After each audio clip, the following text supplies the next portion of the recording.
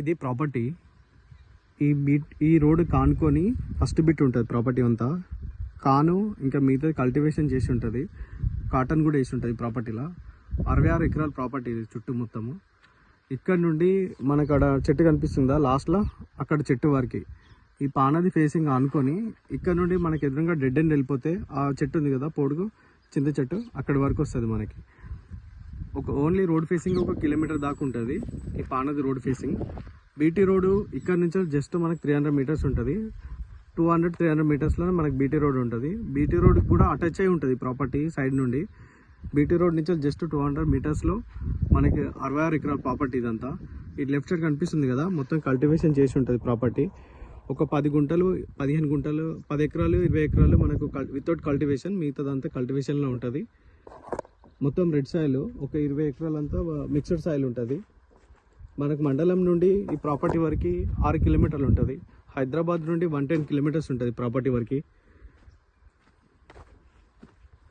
హన్మకొండ నుండి 75 కిలోమీటర్స్ ఉంటుంది.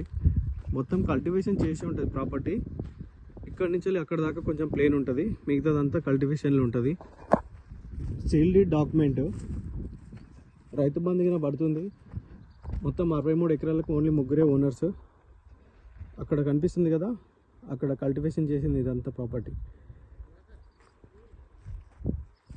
ఇందులోకి వెళ్ళి మనకు 30 ఎకరాలు ఏమన్నా 10 ఎకరాలు ఏమన్నా కానీ ఇస్తాడు. పెద్ద ప్రాపర్టీ కావాలనుకున్న వాళ్ళు, ఇంట్రెస్ట్ ఉన్న వాళ్ళు కాంటాక్ట్ అవ్వండి. చుట్టుపక్కల మొత్తం కల్టివేషన్ ప్రాపర్టీసే.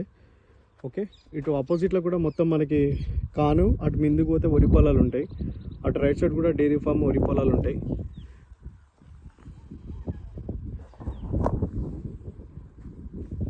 ప్లేన్ ఉంటుంది ల్యాండ్ మొత్తం, ఒకే లెవెల్ ఉంటుంది. ఒక 50 ఎకరాల దాకా మొత్తం ప్లేన్ ఉంటుంది. ఒక 20 ఎకరాలు కొంచెం అక్కడ ముందుకు సాఫ్ చేసుకోవాలి, కొంచెం అంతనే ఉంటుంది, అది కూడా సాఫ్ చేసేది. మొత్తం కల్టివేషన్లో ఉంది ఆల్మోస్ట్ ప్రాపర్టీ అంతా. రిజిస్ట్రేషన్ అయిపోయి పట్టా పాస్బుక్లు, ఇవన్నీ పట్టా పాస్బుక్లు ఉన్నాయి. Measurement documents everything is clear property. ఇది ల్యాండ్.